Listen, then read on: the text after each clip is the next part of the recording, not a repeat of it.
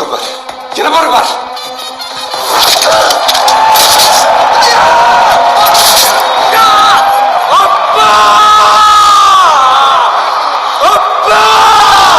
என்னடா அப்பா அப்பா அப்பா?